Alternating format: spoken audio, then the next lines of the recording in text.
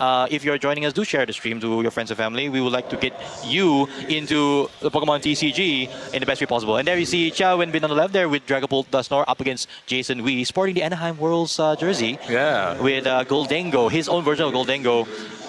We see Jason Wee going first, and he's going to be hoping for at least a body by Puffin, which I don't see yet at this point. So here we go. Open up a Genesect in the active. That's not nice, but. And it was, okay, so Chia Wenbin did draw for Mulligan there, so Jason will start us off. Just a question for you, Aaron. What do you think is one of the key cards for either players to win this matchup? What do you think could be a game changer? Well, the first thing that I would say for the Gholdengo deck is not to prize your ace spec, right? That is the #1 card that you always look out for. The little pink border at the side when you search your deck, you want to see it there. Of course, we get to see price cams, but these players have to double check. Thankfully, we do see the Energy Search Pro for Jason. That is going to be key card in his opening stages. For Chia Wenbin, though, I think he'd like to see, some body by Puffins turn 1. Jason obviously not seeing that. He's going into an Ultra Ball, discarding an Energy and an Arven. So this would be the perfect hand for Jason if he had gone second, though. But in any case here, Ultra Ball getting him the 1 Gimmighoul for the bench.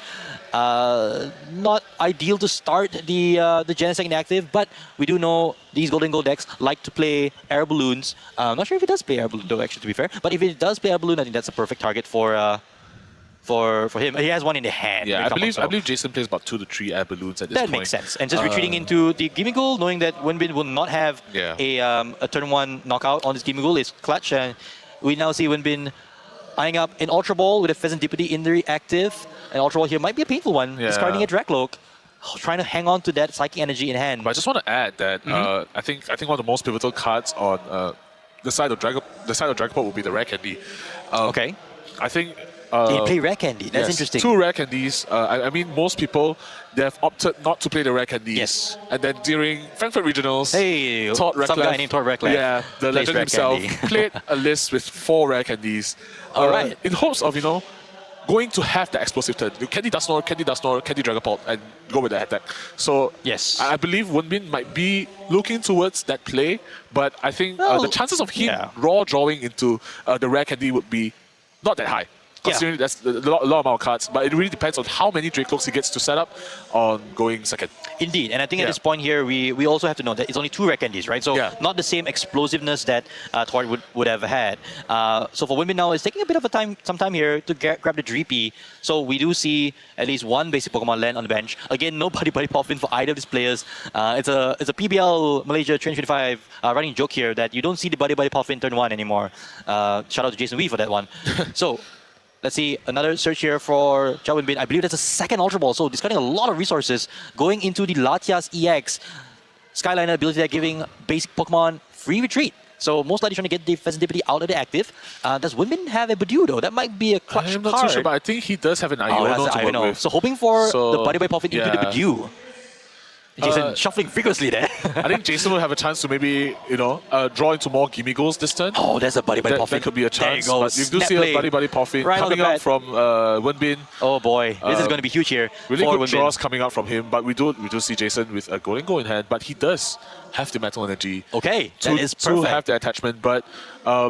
no items as well. So for Jason Wee, this is a hand that you could just say, hey, you know what? Just research this hand away, right? If he draws into another energy, he could go for the boss play as well. So that is right. It really depends on how Jason draws into his top deck, the 3 cards that he draws next turn, which is the top deck plus con bonus, drawing 2 more extra cards. But we do see a Ichi-Pollen. Yep, not the stamped Ichi-Pollen from PBL 2025, but. Jason Wee here evolving into the Gholdengo. Yeah, let's have the damage put back, please, Jason Wee. We do see a second energy coming out from Jason. There you go. And we do see a very interesting card in his hand right now, which is Snowy Mountain. Calamitous Snowy Mountain. Snowy Mountain, sorry. That is quite a lot of syllables right there. Yes. And also the Rigid Band. Okay.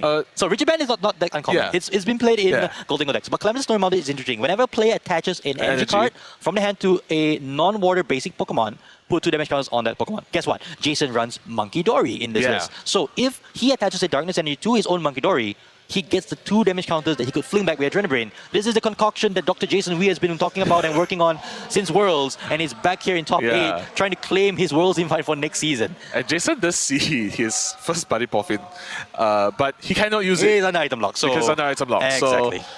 So there's, again, you see a metallic signal calling out 2 Gholdengo EXs, but I'm not sure what Jason would do. Jason, do you think he wants to take a knockout of this Badoo? I think he wants to, correct? I think in any case you will. But for Jason here right now, the idea would be how can I get more gaming goals in play? Does pass. He's just passing here, and I think that's a bit unfortunate because it does mean that he will not. Hang on a second. I guess I know what he's doing. He's trying to play around the counter catcher play or something like that. Yes, trying to play around the counter catcher because counter catcher jamming tower could spell disaster for him. Yes, indeed. And then you essentially have Dragapult just taking prizes around your Genesect in the active. So heads up play from Jason. Yeah. But for Winbin, you do see the first Draco coming down. You could activate the counter catcher anyway with a Dusclops or Dusknoir. So not too bad here for Winbin. He does have his board pretty much set up. Jason having to do a lot here if he wants to get back into the game with multiple Gholdengos. Having just one there isn't the best, obviously.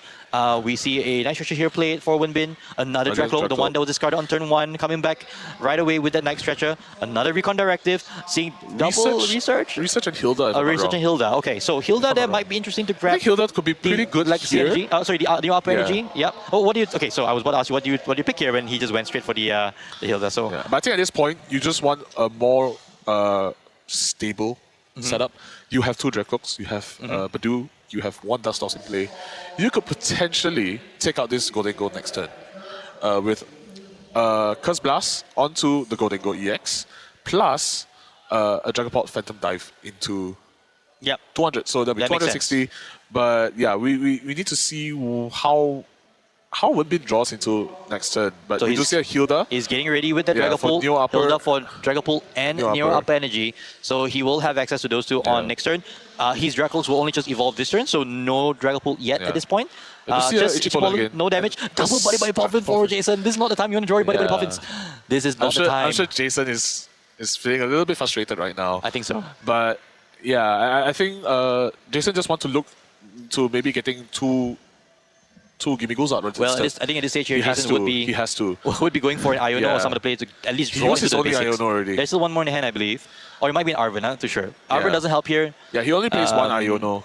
Yeah, so it could be pretty tough. I think. I don't think Jason will have the luxury to have double Iono in his hand.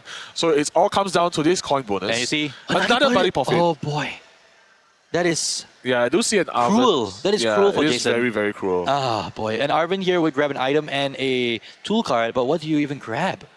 There's nothing here that actually makes sense here for Jason B. No basics. And yes, as you say, this puts Winbin in a very strong position to just attach energy, attach new up energy. Yeah, and just go for the knockout. And go for the Curse Blast and the knockout. But we do see a Rigid Band coming down. So that might be clutch there. That might be clutch. So now Winbin, he does have the Ultra Ball in hand. Okay. So he could grab out the Dusknoir, go for a Curse Blast, but for 130 damage. Yep. So Rigid Band would only reduce Dragapult's Phantom Dive to 170 damage. It's going to be a knockout. So it could be a confirm knockout if Winbin does draw into the Dusknoir. Yeah, and without the Winbin's turn, Recon Directive first, seeing Counter Catcher and something else I couldn't see. What was that? I don't know. I think Winbin is in pole position here right now. Dragapult, another Dragapult with a research. Dragapult anymore.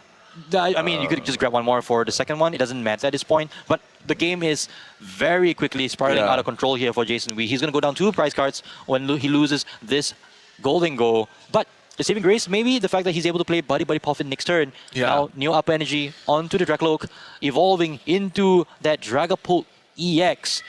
And potentially Ultra Balling into our Dusknoir again. Oh boy, yes. Dusknoir, and I think Winbin may want to play the Iono right here. To draw 6, right? To draw 6 and also shuffle all of Jason's cards down there. Oh, all the Gholdengos as well. Yeah, all the Puffins. All the Puffins. Oh no, he goes for the research. He goes for a research. Okay, so goes for the research. He did not play the Ultra Ball because I think he was down to just 3 cards. Would Winbin have enough there? That was a gamble there by Winbin. I don't see the Dusknoir. I'm not sure why Winbin did not try. Maybe he has price check. We have not seen the price cam. We have not seen the price cam. Right. So Dusknoir might have been priced. Okay, and it was. Dusknoir is priced. It was priced. Hits up play there. He just runs the 1, if I'm not mistaken. A double jamming tower. That's true. Which could be huge for Jason. Oh, hang on a second. Oh, for Jason, he also has the baby Gholdengo right at the top there, and 1 gimme gold prize as well. Not great prizes for either players, but Winbin will be kicking himself now because not having that Dusknoir is very essentially good heads-up play coming up from Jason. It is. Yes. So I think just an Ichi Pollen. And that's another gimme goal. Oh, there you go. Jason Wee snap places it onto the bench. But that's it. I don't see any other play here. I think it comes down to this again.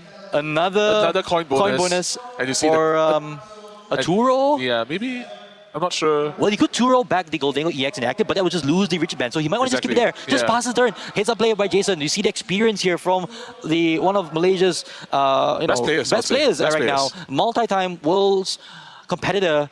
For the duration that he has played, for about 2 years, and he's earned 2 invites. Yes, 2 invites. And multiple top placements in PBLs, MBLs. So really, I think Wenbin might have been nervous coming to this matchup. I mean, if I was Wenbin, I would be nervous, but I wouldn't know. I think Wenbin is holding himself really well right now. Yes. No misplays from Wenbin, obviously. No misplays. Just very bad prizes. Yeah. We now see potential Curse Blast going on to the active. So I think just wanting to activate.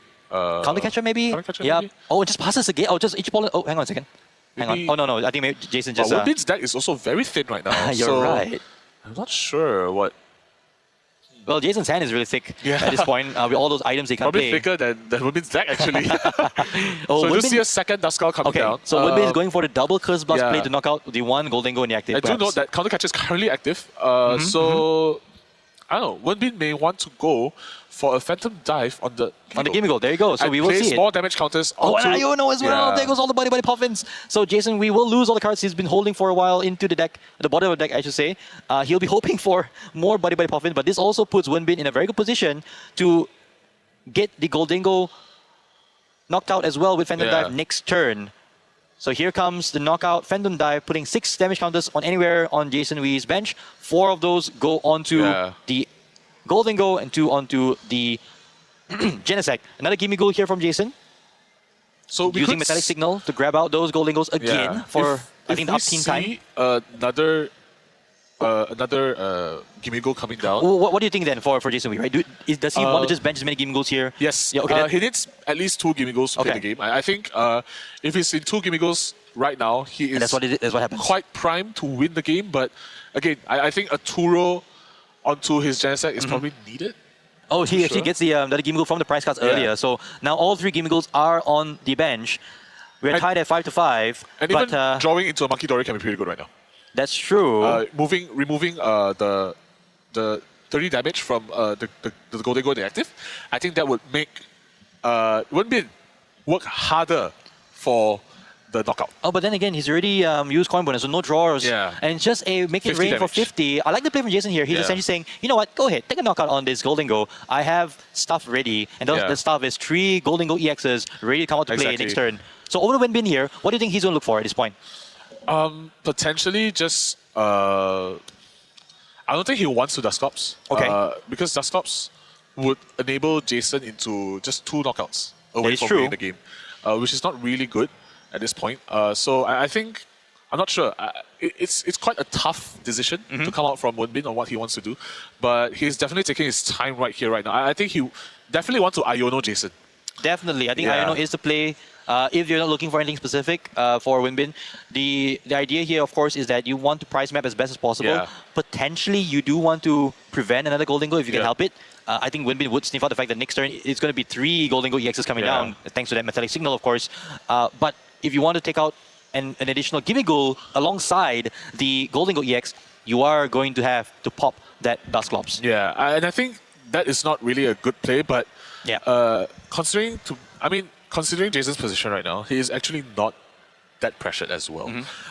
You know, Jason does run a pretty spicy list with Picnic Basket. Yes. I think that will be a game changer because Dragapult tends to, ping all these damages and, for the knockouts. Well, I mean, for the future. And I think that's the thing I want to mention about. If you're going to be playing Picnic Basket, you want to just keep the damage off the board and take knockouts, and that's what Wenbin just did. He's going after the Gimmighoul on the bench. He's going to be taking a knockout and the Jamming Tower. And I know. So there you go. Jason Wee now down to 4 cards in hand. Yeah. And Wenbin will get 5, but he will go down to 2 prize cards remaining with 7 minutes and a half on the clock. See the Picnic Basket. Oh, it's going to be so clutch if Wenbin decides not to go for it, but I think he will. He will. So, well, at this stage though, you can't fault Jason for just trying to play out, but it's going to be just 2 Gimmighouls and a Genesect EX left after this next Phantom Dive. We also see a flying entry here from Lucha, adding more damage to the field. 10 damage here, 10 damage there. Well, basically 2 bench Pokemon will be placed with 1 damage counters each, and we will see a Phantom Dive for sure, taking a knockout on the active Gholdengo EX, taking a knockout on the Gimmighoul EX as well. So the 60 and putting 1 more Gimmighoul at just 10 HP left. So I think Jason could really just capitalize on this if he draws the right cards. If he draws the right cards, and I think Jason is still on the comfortable spot to win the game. But the only issue here right now is that even if well, okay, I think this is the part where it's interesting, right? Yeah. If Wenbin sniffed out the fact that Jason plays Peanut basket. he would put all damage counters onto the Genesect. Yes. Because in this turn here, Jason cannot attack as well as Prime and Monkey Dory. Yes. So I think that is a heads up, not really heads up, but that's a clutch decision point here by Wenbin, trying to chase after the prize cards on the Gholdengo, but that just means that Jason will be able to wipe clean most of his damage from the field. Yeah. 30 off from the active Gholdengo EX, and then 20 as well from the bench Genesect V, EX, Genesect V. But Jason really has to draw into an Arven maybe. An Arven would guarantee the Energy Search Pro, and then he would be on the same price trade as Wenbin. Alongside with Picnic Basket, right. Jason is a prime position to win the game. He goes for the coin bonus. What's he draw? It's an energy. That's not what he needs though. Yeah. Alright, so Picnic Basket buys him a turn. Yeah, it buys him a turn. So I think... Yep. We also have to remove the damage from the Dragapult. Yeah, I think he's going for... if it matters. Yeah. So remove damage from the Dragapult. Yeah. Yeah, so 100 should have been 130, 120. 120 on the Dragapult EX. Yep, we will get that fixed, I think, with the judges. Yeah, we do see our first racket day coming out from the Recall Directive, but, at this point, Wenbin doesn't need it. He has popped all his Nuzskulls and his Yes, Nuzskulls. indeed. And there's nothing else you'll pop here at this point, yeah. But it's so clutch here for Wenbin that Jason could not take a return knockout. Yeah. Jason has been like, I don't know, it's like bad luck is on his He's side. been playing from behind all he's the been while. playing from behind all this while. We just see a Phantom Dive coming out and pinging 60. It is Jason's last turn, unless he can deny the prize. Yes. But it is pretty tough. I mean, does he run a second Picnic Basket? I don't think so. Alrighty, so I think this is probably on the last legs here for Jason. Yeah, I think the players is making sure that the numbers make sense. Correct. Yep, that's right. Yeah. Okay, so alright, there was a there is an earthen vessel, so not too bad. So we do see an earthen vessel here from Jason, grabbing a couple of energies from the deck. I do think that the 30 earlier that was on the Dragapult would not be significant, so I don't think that's a crazy thing. You still need, I would say, 4 energies anyway to take a knockout. That's true. So Jason here getting 2. The question is, how would he remain in this game if that active Gholdengo EX is still going to be there? Assuming, of course, that Wenbin has everything he needs for the closing out the game. So, is he another coin bonus Jason here? only has 1 tour to work with. Exactly. 1 tour to work with. We do see the energy search, super energy retrieval, I should say. The Turo there is going to help him buy a turn with the active Gholdengo, but it's not going to help him buy a turn with the bench Gholdengo. This is rough. Another coin bonus, drawing a card here. That's a boss. That's not going to help him at this stage. Yeah. He has to do it. He has to use Turo.